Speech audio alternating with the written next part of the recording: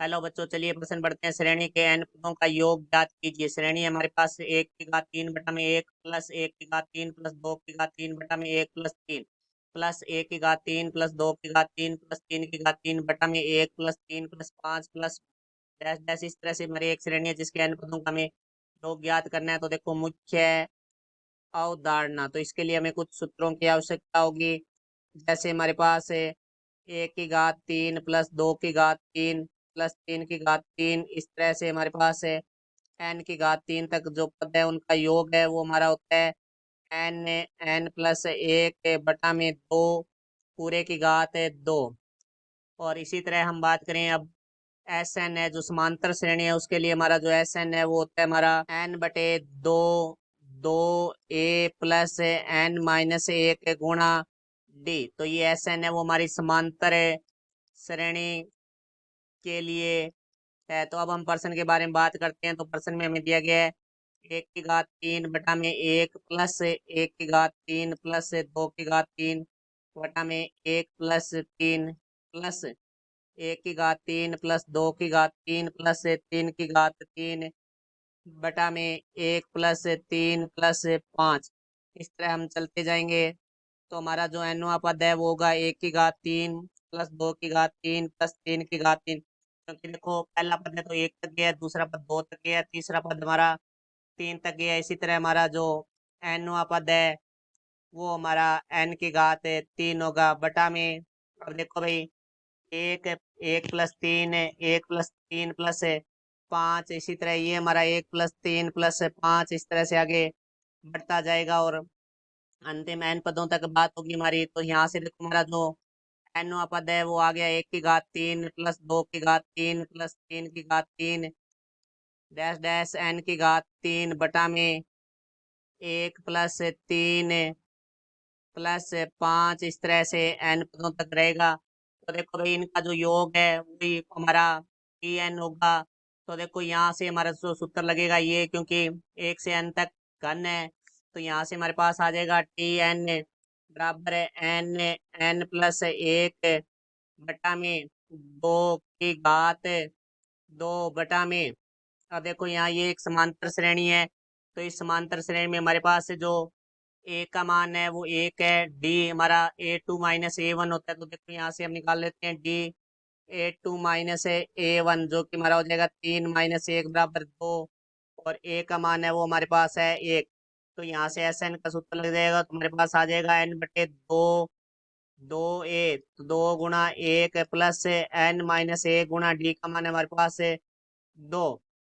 तो अब देखो, इसको हल करेंगे तो टी एन बराबर आ जाएगा हमारे पास n की घात 2 n+1 की घात 2 बटा में 4 पूरे के बटा में देखो n/2। यहाँ से हमारा 2 बिनिष्ट आ रहा है, 2 बिनिष्ट ले लेंगे तो आ जाएगा हमारे पास 1 प्लस n-1। तो 1 से 1 हमारा कट जाएगा और यहाँ 2 से 2 हमारा कट जाएगा। तो यहाँ से हमारे पास टी एन बराबर आ जाएगा n की घात 2 n+1 की घात 2 बटा 4 और पूरे के बटा में आ जाएगा हमारे पास n गुणा n है वो n की घात 2 हो जाएगा। तो यहाँ n की घात 2 से n की घात 2 हमारा कट जाएगा। तो हमारे पास टी एन आ जाएगा n+1 की घात 2 बटा में 4। तो इसके घात a प्लस b की घात का सूत्र लगेगा 2 का। तो देखो, वो हमारा होता है 1 की घात 2 प्लस b की घात 2 प्लस 2ab। तो यहाँ से आ जाएगा हमारे पास n की घात 2 प्लस 2n प्लस 1। तो 1/4 था, ये हम बार गुणा में आ जाएगा यहाँ। तो ये हमारा आ गया टी एन। हमें इस एन पदों का योगफल ज्ञात करना है। तो एस एन बराबर होता है हमारा सिग्मा टी एन। तो ये एन पदों का योगफल होता है। तो यहाँ से देखो भाई, हमारे पास है क्योंकि 1/4 तो अचराशी है, तो ये बार आ जाएगा। ब्रैकेट में आ जाएगा हमारे पास सिग्मा एन। तो यहाँ से आ जाएगा n की घात 2 प्लस 2n प्लस 1। तो यहाँ से देखो भाई, हमारे पास आ जाएगा 1/4 सिग्मा n की घात 2 n पदों तक प्लस 2 बार आ जाएगा सिग्मा n n पदों तक प्लस सिग्मा 1 जो कि n पदों तक। तो यहाँ से हम इसके मान रखेंगे तो हमारे पास आ जाएगा 1/4 n की घात 2 है वो हमारा होता है n+1 2n+1 बटा में 6। प्लस 2। एन पदों का जो योगफल होता है वो होता है एन, एन प्लस 1 बटा 2 प्लस 1 को n बार हम जोड़ेंगे तो हमारे पास आएगा n। तो यहाँ से हमारा जो लेस है वो आ जाएगा 6। तो यहाँ से हम 6 लेस लेंगे तो हमारे पास आ जाएगा 1/4। 6 लेस आ गया तो यहाँ से आ गया हमारे पास n, n plus 1 2n plus 1। फिर हमारे पास है प्लस, क्योंकि 6 में 2 का भाग देंगे तो 3, 3 को 2 से गुणा किया तो 6 आ जाएगा हमारे पास। Plus 6n, n plus 1 plus 6n।